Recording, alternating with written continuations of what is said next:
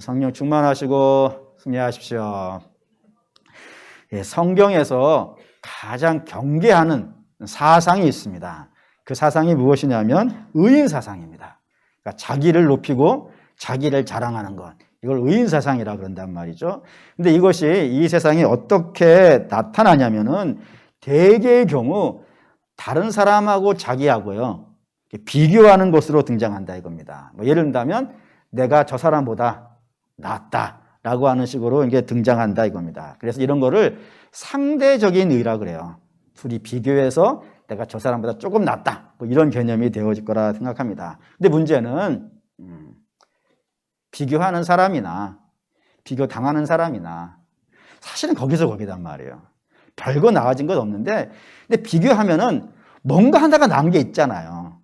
그 뭔가 하나 나은 걸 갖고 나를 자랑하는 것이 이게 문제가 되어진다 이겁니다. 예를 들면 이렇게 되겠죠. 회색하고 검정색이 서로 비교하는 거예요. 뭐라고요? 누가 더 희냐? 사실 회색은 흰색이 아니지 않습니까? 그래도 검정색 옆에 갖다 놓으니까요. 그게 흰색으로 보인단 말이에요. 그래서 그 흰색을 보고 이것이다 그러는 거란 말이에요. 그러니까 의인과 두 사람이 비교해서 내가 좀 더 나은 걸 보고 나는 의인이다 라고 이야기하고 그 의를 기반으로 해가지고 나는 천국에도 갈 수 있고 하나님께 인정받을 수도 있고 이렇게 되어질 수 있다라고 하는 것이 이게 문제가 되기 때문에 의인 사상이 좀 문제가 된다 이겁니다. 그렇기 때문에 이런 의인 사상을 성경이 굉장히 경계하는 이유는 뭐냐면 이런 의인 사상을 갖고 있는 사람은 예수를 믿을 수 있을까요? 없을까요? 못 믿습니다. 믿을 수가 없습니다. 왜냐하면은 예수를 믿으려면은 제일 먼저 뭐부터 있어야 되냐면 내가 죄인인지를 알아야 돼요. 그러니까 그것도 보통 죄가 아니라 기가 막힌 수렁과 웅덩이 도저히 내 힘과 능력으로는 벗어날 수 없는 그런 깊은 웅덩이에 빠져 있는 자라는 것을 알아야 된다 이겁니다. 그래야 뭐가 확실히 드러나는 거예요. 그래야 십자가가 드러난단 말이에요. 우리가 얼마나 거기서 죄에서 건져나기가 힘들었으면 우리 주님이 우리를 위해 죽으셔야 되는가. 우리가 마셔야 될 진노의 잔이 얼마나 셌으면 우리가 마실 수 없기에 우리 주님께서 대신 마셨구나. 우리가 그 기가 막힌 수렁과 웅덩이에서 건져 나올 수 없기 때문에 내 힘으로는 거기서 빠져나올 수 없기 때문에 주께서 우리를 위해 당신의 몸을 던져주셨구나. 이게 그때서야 드러난다 이겁니다. 그렇기 때문에 기독교하고 의인 사상은 예를 든다면 원수지간이에요. 다시 말하면 의인 사상을 갖고 있는 사람은 예수 그리스도를 믿을 수가 없고 예수 그리스도를 믿는 사람은 의인 사상을요 따라갈 수 없는 일이 발생이 된단 말입니다. 그 정도로 멀어요. 그런데 만약에 우리 주님이 그런 의인 세상에 쩔어 있는 나는 괜찮은 사람, 나는 훌륭한 사람, 나만 한 사람 없는 사람 이런 생각을 갖고 있는 의인 세상을 갖고 있는 사람을 사랑하신다 그러면 제일 먼저 뭐부터 하셔야 될까요? 네, 그렇죠. 그 의인 세상을 깨주셔야 된다 이겁니다. 없는 말을 해서 깨주는 게 아닙니다. 그 속에 있는 것들을요 그냥 드러나게 하시면 돼요. 있는 그대로 드러나게 되어지면 그 모습이 부끄러운 겁니다. 우리의 모습이 드러나기 시작한다면 마치 병에 걸린 사람의 병을 고치려면 의사 선생님이 다양한 진찰 방법으로 그 몸속 깊숙한 곳에 있는 병들을 다 끄집어내듯이 드러나게 하듯이 하나님께서도 마찬가지라 이겁니다. 우리 안에 깊이 내재되어져 있는 마치 어떤 때는 숨겨져 있는 것 같은 그런 죄들을 다 끄집어내서 의인이 아니라는 것. 좀 창피할 수도 있고 부끄러울 수도 있지만 그럼에도 불구하고 그 모든 것들을 끄집어내서 너는 의인이 아니라 구원받아야 될 자라는 것을 증명하시더라 이겁니다. 근데 오늘 본문이 여러분에게 딱 우리에게 그런 내용이 되어진다 이거예요. 내용은 이렇습니다. 이스라엘 사람들이 인생을 전체를 살면서 처음부터 끝까지 태어나서부터 죽을 때까지예요. 인생 전체를 살면서 가장 큰 소원이 있다 그러면 딱 하나가 있습니다. 제일 큰 소원이라고 하는 것인데 그 소원이 무엇이냐면 죽고 나서 무덤을 잘 쓰는 겁니다. 무덤을 잘 써야 된다고 생각해요. 어디다가 무덤을 써야 잘 쓴다고 생각할까요? 우리는 어디다 써야 돼요? 양지 바른 마사토. 그렇잖아요? 양지 바른 마사토에 물들지 않는 곳. 그런 곳이 무덤을 잘 쓰는 곳이라고 하는데 이스라엘 사람들은 어디에 무덤을 써야 잘 쓰냐면 예루살렘 성전이 보이는 쪽이에요. 그래서 지금도 예루살렘 성이 바라다 보이는 산이 감람산인데 감람산에서 예루살렘이 성이 보이는 그 언덕이 무덤이에요. 쫙 무덤이에요. 공동묘지예요. 거기에 묻혀야 내가 잘 묻힌다라고 생각한다 이겁니다. 왜 그럴까요?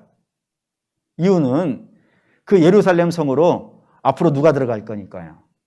메시아가 들어갈 거라 이거예요. 그 메시아를 들어가는 장면을 보는 게 인생의 최고의 소원인 거예요. 그래서 죽어서도 보고 싶은 거예요. 그 정도로 그곳에 묻히기를 원한다 이겁니다. 그러면 묻히고 싶은 사람이 많겠어요? 적겠어요? 많죠? 근데 묻힐 만한 땅은요? 많지 않죠? 그러면 아무나 묻어줄 수 없으니까 우선순위를 매겨야겠죠? 그 우선순위의 제1번이 누굴까요? 그 여기 선지자와 예언자라 이겁니다. 특별히 선지자와 예언자 중에서 순교한 자들, 하나님 말씀을 전하다가 순교한 자들이 여기에 우선순위가 되어지는 거예요. 근데 아시다시피 순교한 자들은 뭐 그냥 심심해서 순교한 게 아니지 않습니까? 강한 자에 의해서 죽은 자들이니까 강한 자들이 무덤을 잘 쓸 수 있도록 허락해 주겠어요? 안 쓰겠어요? 안 해주겠죠. 그러니까 그 순교자들이 죽었을 때는 거의 시신이 방치되어다시피 아무데나 대충 묻혀지듯이 이런 식으로 있게 된단 말이에요. 근데 그렇게 대충 묻혀져 있던 시신들을 이제 새롭게 좀 해야겠다라고 하는 시대가 예수님 시대였다 이겁니다. 그때 바리새인과 서기관들이 이 그냥 방치되어져 있는 그 선지자들과 예언자들, 순교한 자들의 무덤을 좀 제대로 만들어야겠다라는 생각을 가졌다 이거예요. 그래서 국가의 재정을 들여서, 여러분 국가의 재정을 들였다는 것은 국가 행사를 했다는 거죠. 국장 하면 어떻게 하겠어요? 대충 몇 사람 모여가지고 하는 것이 아니라 많은 국민들이 모여가지고 함께 뭐 그냥 쳐다보면서 국장을 하지 않겠어요. 그래서 예루살렘 때도 마찬가지였다 이겁니다. 수많은 사람들이 거기에 모였어요. 그 선지자의 무덤을 조성하는 그 장면을 보려고 수많은 사람들이 모였단 말입니다. 그런데 알다시피 이 바리새인과 서기관은 자기 자랑하는 것을요 오직이 좋아하는 사람들입니다. 그렇기 때문에 이 많은 사람이 모여있는 이 기회를 놓칠 수가 있겠어요? 없겠어요? 없는 거예요. 온 국민 앞에 전국 방방 곳곳에서 수많은 사람들 앞에서 내가 얼마나 대단한 사람인가를 보여줄 수 있는 인생을 살면서 몇 번 안 되는 기회란 말이에요. 그 몇 번 안 되는 기회를 놓치지 않기 위해서 이제 한마디씩 하는 겁니다. 그 마디가 29절 30절입니다. 읽겠습니다. 화했을진저 외식하는 서기관들과 바리새인들이여 너희는 선지자들의 무덤을 만들고 의인들의 비석을 꾸미며 이르되 만일 우리가 조상 때에 있었더라면 우리는 그들의 선지자의 피를 흘리는데 참여하지 아니하였으리라 하고요. 그들이 뭐라고 했냐면 조상들을 욕했다 이거예요.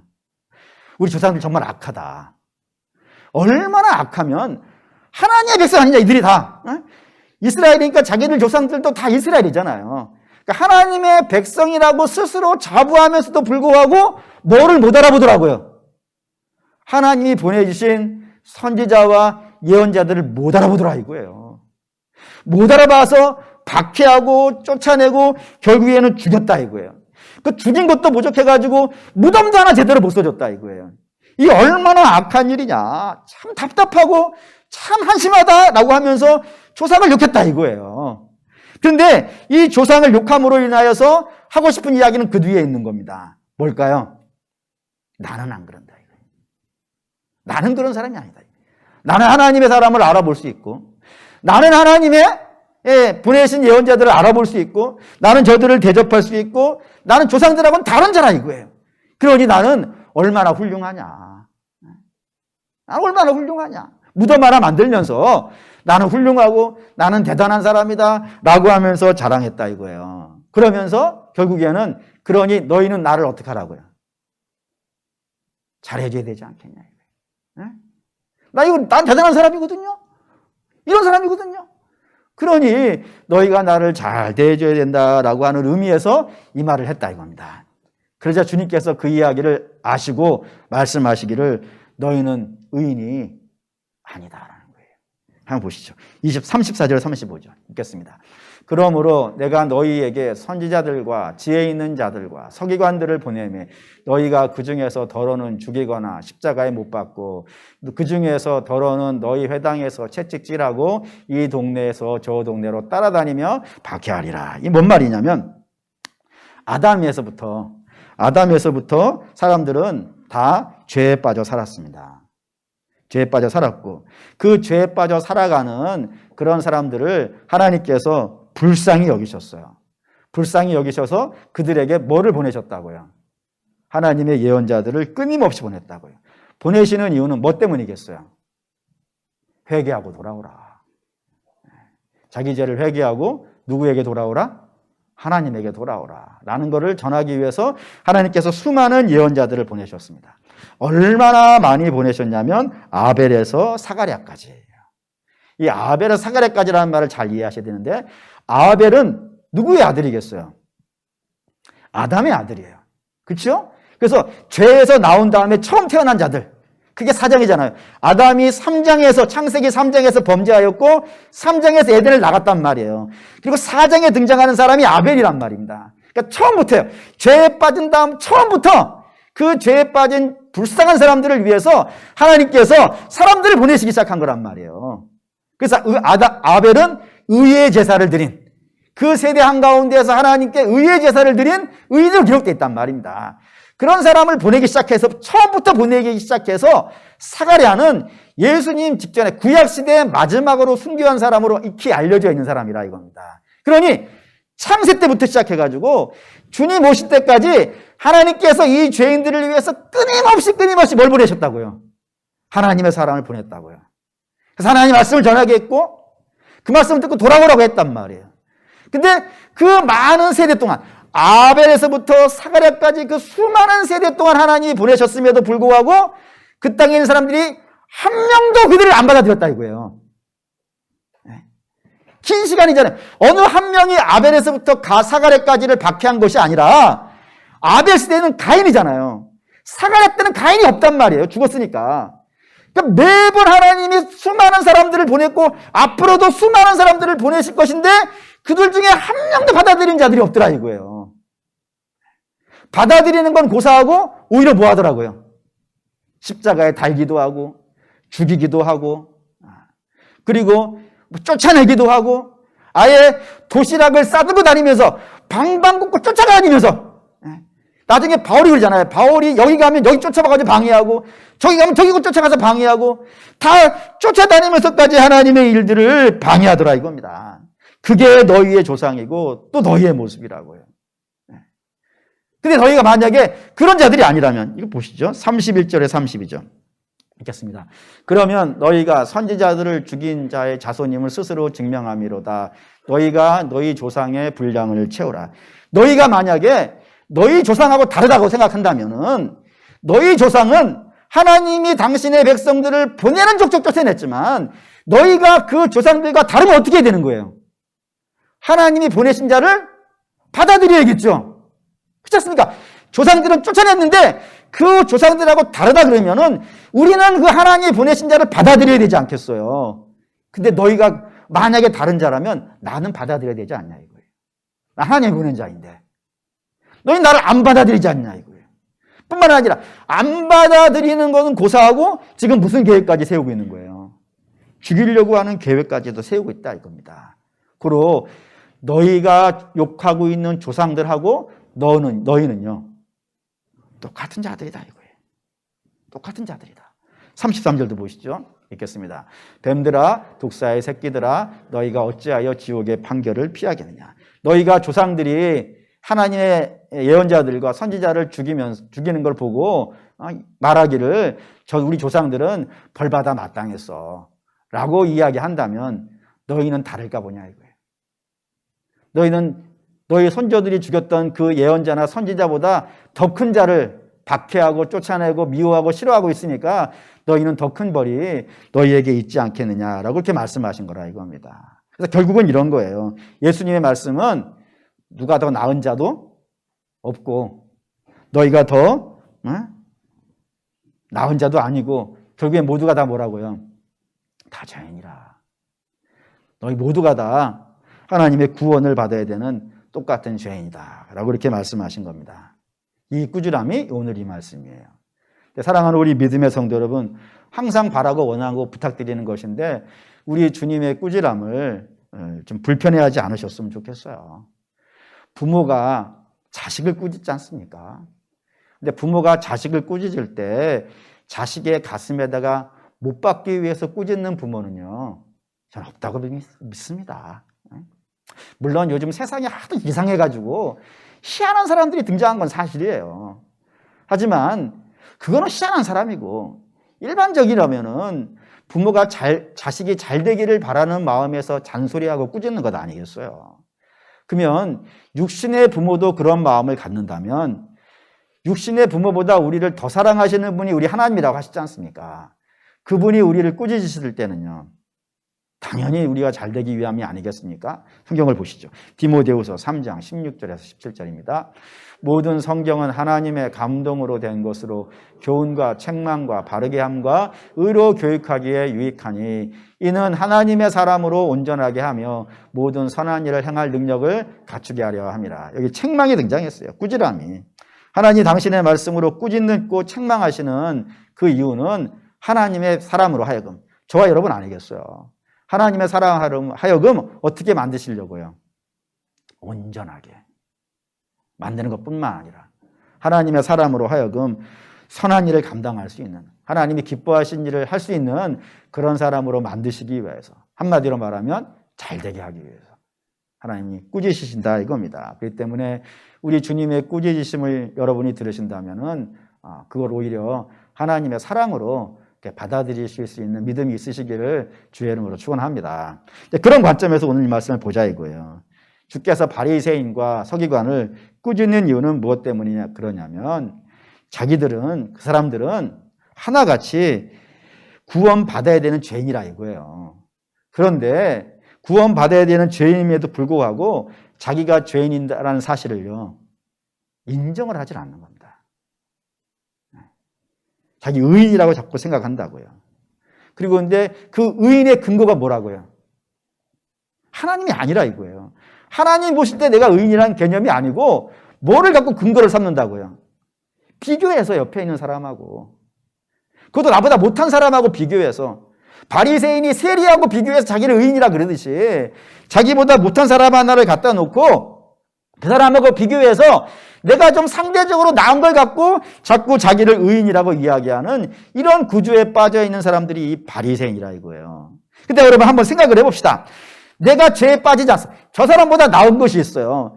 그것이 과연 내가 의롭다라고 할 수 있는 근거가 될까요? 이건 근거가 안 된다는 걸 성경은 세 가지로 설명을 해요. 첫째는 뭐냐면은 그 상황에 안 되어 봐서 그래요. 이게 뭔 말이냐 이런 겁니다. 제가 살면서, 이건 제가 경험한 거니까 말씀을 드릴게요. 제가 목사지 않습니까? 성경을 읽고 목사를 하면서 지금까지 가장 많이 비난을 난 사람이 있어요. 누굴까요? 제가 가장 많이 비난을 한 사람은 이스라엘입니다. 이스라엘 저는 오지게 비난을 많이 했어요. 그거 왜 비난했냐면 이유가 있어요. 저 사람들은 애굽에서 건진받았는데 그냥 건진받은 게 아니라 하나님이 10가지 재앙을 바로에게 내주셨어요. 그거를 우리는 전해 들었잖아요. 그 사람들이 어떻게 한 거예요? 눈으로 봤다니까요. 뿐만 아니라 홍해바다가 쫙 갈라지는 것도 봤단 말이에요. 그리고 그 사이를 걸어가는데 진도 앞바다에 갈라지는 건 그건 갈라진 것도 아니지. 홍해바다 갈라진 건 옆에 물이 벽처럼 섰다 그랬고 그 가운데를 먼지를 일으키면서 갔다 그러니까 진도 앞바다 얘기는 아니란 말이에요. 하나님의 기적이고 그런 기적을 경험하면서 바다 사이를 건너기도 했고 그 뒤에 쫓아 들어오는 바로의 군대는 물속에 빠져 죽는 것도 자기 눈으로 봤다 이거예요. 또 뿐만 아니라 그게 다가 아니죠. 그 뒤에는 만나와 메추라기를 아침 저녁으로 먹었단 말이에요. 그 반석에서 나는 물을 마시고 그 눈앞에 구름기둥과 불기둥이 지나가는 것도 전해 들은 게 아니란 말이에요. 눈으로 봤단 말이에요. 몸으로 체험하고. 그러니 내가 그랬죠. 그런 것들 중에 내가 한 가지라만이라도 내가 봤으면 내가 제대보다 신앙생활 잘했을 거라고.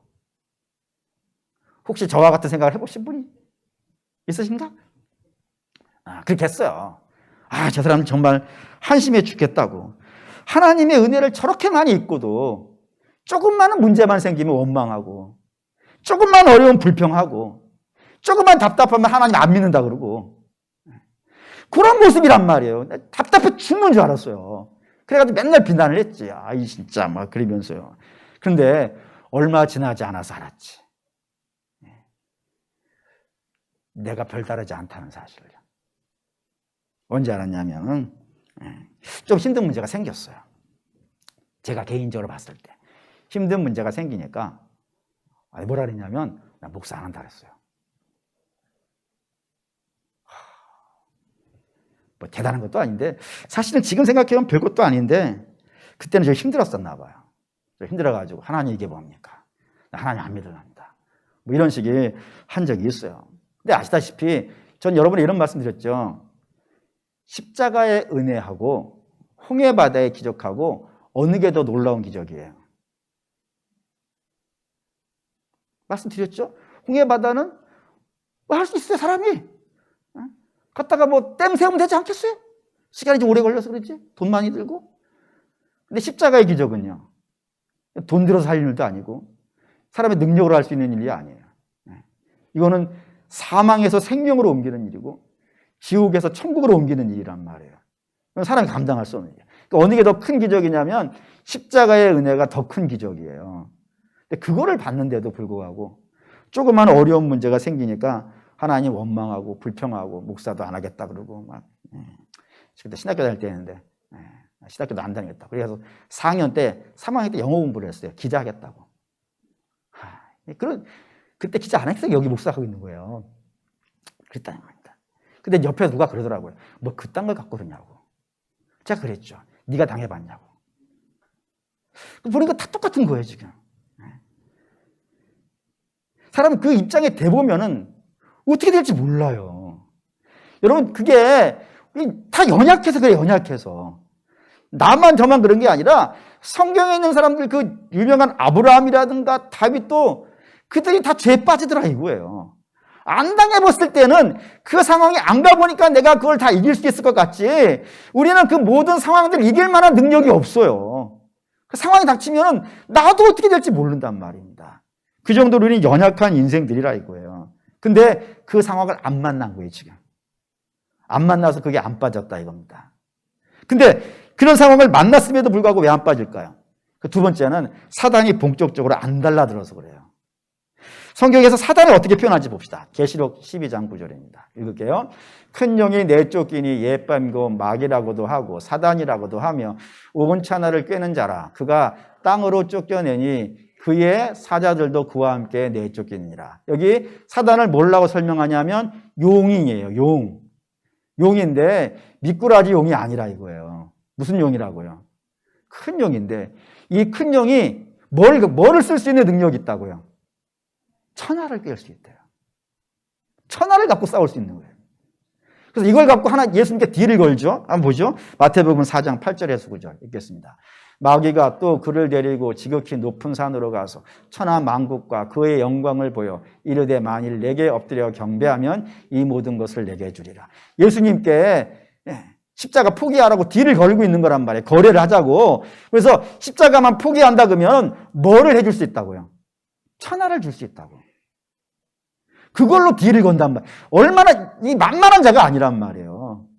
그래서 이렇게 예수님께도 천하를 갖고 딜을 걸 수 있을 정도의 사단인데 그런 사단 앞에 아담과 하와는 뭐 속된 말로 껌쯤 되지 않겠습니까? 별것 아니죠. 3번에 걸려 넘어져는 거예요, 그냥. 근데 알다시피 아담은 주님을 직접 만난 사람이고요. 하나님의 음성을 직접 들은 사람이잖아요. 그런 사람도 한 번에 넘어지는 거예요, 한 번에. 근데 우리는 어떨 것 같으세요? 안 넘어질 것 같으세요? 사단이 본격적으로 한번 붙자라고 덤벼들면요? 견뎌낼 사람 없어요. 근데 우리가 안 넘어진 건요. 사단이 한번 죽자고 덤비지는 않은 상태이지. 근데 우리 연약하기도 하고 사단이 본격적으로 덤비기도 했는데 그럼에도 불구하고 안 넘어지면 뭐 때문일까요? 그게 세 번째입니다. 그게 하나님이 붙잡아 주시기 때문입니다. 이것도 보죠. 누가복음 22장 31절 32절 읽겠습니다. 시몬아 시몬아 보라 사단이 너희를 밀가부르듯 하려고 요구하였으나 그러나 내가 너를 위하여 내 믿음이 떨어지지 않기를 기도하였으니 너는 돌이킨 후에 내 형제를 굳게 하라. 이게 최후의 만찬 때 있었던 일이거든요. 그때 제자들끼리 막 싸웠어요. 주님 앞에 놓고 막 싸우는데 싸우는 이유가 너무 시원찮아요. 혹시 그 이유가 뭔지 아시나요? 내가 높은 자라고. 막 싸우는 거예요. 그 싸우는 장면 속에 사단이 길을 여는 거야. 그 최후의 만찬 자리까지. 그러니까 사단은 못 가는 데가 없는가 봐요.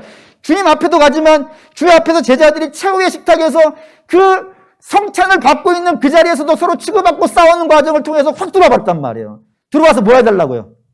배로 달라고. 제 마음에 드니까 나 달라고. 내가 데려가겠다고 막 청구했다고요. 밀가부르듯이 계속 흔드는가 보죠. 밀가부르는 게 안 해봐서 모르겠지만 비슷합니까? 계속 달라고 그랬다고요. 그때 주님이 데려가. 그러면 어떻게 되는 거예요? 베드로의 운명 뻔하지 않겠어요. 근데 주께서 어떻게 하셨다고요? 안 뺏기셨다고요. 안 내주셨다고요. 끝까지 붙잡고 그를 위해서요. 기도했다고요. 그러니 그 세 번의 부인하는 자리에서도 돌아올 수 있는 것 아니겠어요. 주께서 기도하시고 붙잡아 주셨으니까. 결국에는 마찬가지라 이겁니다. 결국에는 우리는 약한데 불구하고 사단까지 공격했는데 그럼에도 불구하고 우리가 지금 제대로 서 있다 그러면은 그거는요. 우리 주님의 은혜지. 그러니까 여러분 내가 안 넘어지셨다 그러면은 그 주님을 찬양해야 되는 거예요. 그게 감사해야 되는 거예요. 감사. 주님 나를 안 넘어가도록 붙잡아 주심이 감사합니다라고 감사를 해야 되는 것이지 내 자랑이 되면 안 되는 거란 말이에요. 그렇지 않습니까? 그러니 그렇단 말이에요. 이 세상을 신자는 결코 가져갈 수가 없어요. 어떠한 상황이 온다 하더라도 우리는 우리 자신을 자랑할 수 없고 우리를 높일 수 없다는 말입니다. 그럼 어떻게 해야 될까요? 신자는 두 가지를 하게 돼 있어요. 인생을 살면서 두 가지를 하게 돼 있어요. 그 첫 번째는 뭐냐면 내가 죄인임을 알아야 돼요. 그걸 인정할 수 있어야 돼요. 원래 나는 하나님과 단절된 사람이에요. 당연히 나는 스스로 의를 행할 수 없고 선을 행할 수 없으며 하나님 나라 이룰 수 없고 그렇다 갑니다. 아무 내세웠고 하나 없는 그런 사람이라는 사실을 인정해야 돼요. 이걸 성경은 자기 부인이라고 합니다. 여러분 성경이 우리에게 자기 부인을 시키는 것은 우리를 멸시하기 위함이 아닙니다. 우리에게 모멸감을 주기 위해서도 아닙니다. 성경이 우리에게 자기 부인을 하라고 하는 것은 자기 부인을 하지 아니하면 다음이 안 되기 때문이에요. 그 다음이 뭘까요? 주님을 따라갈 수 없습니다. 왜? 내 고집이 센데. 나는 나를 자랑하는데 주님을 따라가겠습니까? 근데 주님을 따라가기 위해서는 반드시 자기를 부인해야 돼요. 그리고 이게 왜 중요하냐면은 아시다시피 우리는 어느 길이 옳은지 모른다 이거예요. 뭐가 맞는지 모른다 이거예요. 모르는 사람이 모르는 걸 인도해 가면 어떻게 되겠어요? 주께서 이런 말씀하셨죠. 맹인이 맹인을 인도하면요. 같이 망하지 않겠느냐. 그러니까 우리는 맹인죄는 아니니까 우리의 인생을 주도하면 안 된다 이거예요. 그래서 우리는 어떻게 해야 되는 거예요? 주님께 붙잡혀서 가야 되는 거예요. 주님이 인도하시는 대로 가야 된다고요. 주님이 내 인생을 통제를 해야 돼. 내가 내 인생을 통제하는 것이 아니라 우리 주님이 나의 인생을 통제해야 되고 우리는 예수님의 뜻을 따라야 되고 더 나아가서는 우리는 예수님을 닮아야 돼요. 특별히 예수님을 닮는다는 것에 대해서 여러분이 관심을 가져주셨으면 좋겠어요. 예수님을 닮기 위해서는 저와 여러분이 딱 두 가지를 하게 되어 있습니다. 두 가지 중에 첫 번째가 뭐냐면은 성경을 열심히 읽으셔야 돼요. 왜 성경을 열심히 읽어야 될까요? 여러분이 성경 지식을 많이 쌓기 위해 성경 읽는 게 아닙니다. 성경 지식을 많이 쌓아야 되는 사람은 사실은 저죠. 저는 목사고시를 볼 때 성경 시험을 봤어요. 가로쓰기. 아브라함이 낳은 자식은 이삭. 이런 거 아니에요. 굉장히 어려워. 문장으로 써야 돼. 그런 가로넣기 해가지고 시험 봤어요. 저 지식이 필요해요. 근데 여러분들은 그런 지식이 필요한 분들이 사실은 아닙니다. 여러분들이 성경을 읽는 이유는 성경 안에 어떤 모습이 있으니까 예수님 모습이 있다 이거예요. 그 예수님의 모습을 배우셔야 돼. 어떤 모습인지. 우리는 그런 모습이 없으니까. 그런 모습을 자꾸 보셔야 돼요. 보시고 그 모습을 배워가셔야 돼요. 두 번째, 배우면 될까요? 배우면 끝날까요? 그렇지 않습니다. 우리는 그걸 행할 능력이 없어요. 그 때문에 행할 능력을 어디서 구해와야 돼요? 하나님께 구해. 그게 뭐예요? 그게 기도예요. 기도는 사실은 요게 기도예요. 요걸 해야 돼. 물론 우리는 육을 가지고 있는 사람이고 이 땅에 사는 동안에 필요한 것들이 많은 사람입니다. 그리고 그 많은 것들을 우리 하나님께 받아와야 되는 것도 마땅해요. 근데 문제는 그것만 하는 거예요. 그것만. 육체의 문제만 하나님께 해결해 달라고 막 매달리지 실제로 더 중요한 문제가 있다고요. 더 중요한 문제가. 예를 들어 육체의 문제는 사실 없어도 되는 문제들이 많아요. 그게 꼭 있어야만이 내가 되는 것도 있겠지만 대부분 없어도 지금까지 살아오는데 아무 문제 없었잖아요. 근데 정말 심각한 문제는 내가 예수님을 닮았느냐 안 닮았냐는 말이에요. 그게. 이거 정말 심각한 문제예요. 자식은 부모를 닮는단 말입니다. 그거와 마찬가지로 우리가 하나님의 자녀이면 하나님을 닮아야 되지 않겠습니까? 그 중요한 문제, 자녀된 문제란 말이에요. 그럼 뭐를 갖고 더 많이 기도해야 될까요? 주님을 닮게 해달라고 기도해야 되지 않겠냔 말이에요. 나의 연약한 모습들을 보면서 주님, 내가 주님을 닮아야 되는데 이런 모습을 성경에서 봤는데 내 모습은 여기가 아닙니다. 지금 주님 나를 좀 불쌍히 여겨주십시오.